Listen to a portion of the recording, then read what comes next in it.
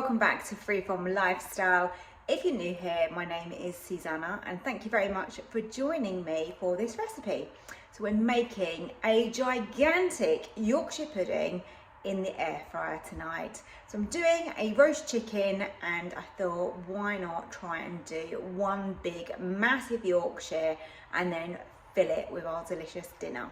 I have a great Yorkshire pudding recipe which I know really works so well in the oven. They come out absolutely huge, but will it work in the air fryer?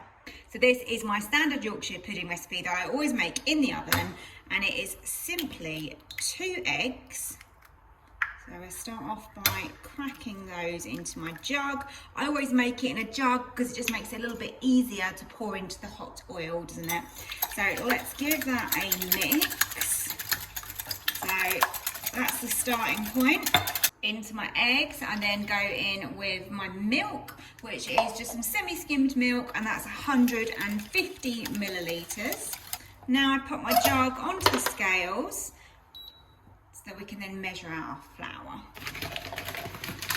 And if you're watching this and you're thinking that you're gluten-free or dairy-free, then I do have a recipe for Yorkshire puddings that will suit you, so just have a look on the channel. I have also made air fryer Yorkshire puddings as well. I did a reel, but they were individual ones and they did come out really well. The recipe I used for that was slightly different. So we're just sifting in the flour, getting rid of any little lumps, making sure that it's nice and aerated. And who doesn't love a Yorkshire pudding?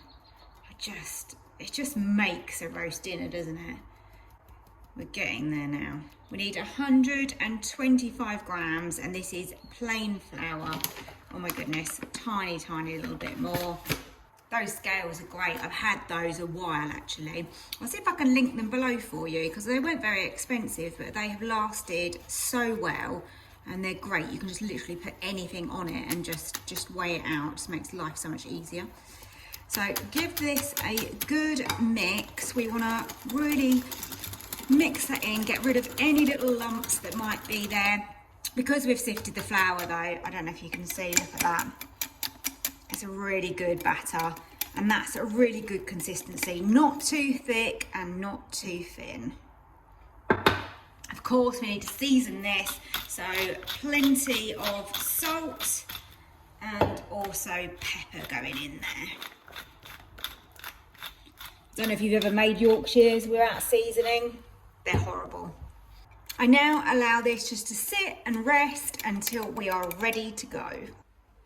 In my Ninja, I've got the rack and I've also just popped in my cake tin, which fits perfectly in there. I've got some vegetable oil in the bottom and I want to heat that up before we put in our batter. Needs to be really super hot.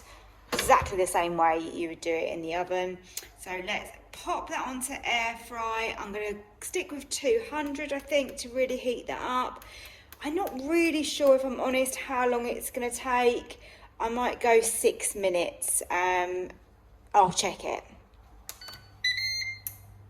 Right, we've finished heating that oil. Let's hope that that is hot enough. Just giving the batter a quick mix, and let's pour that in and get that cooking straight away.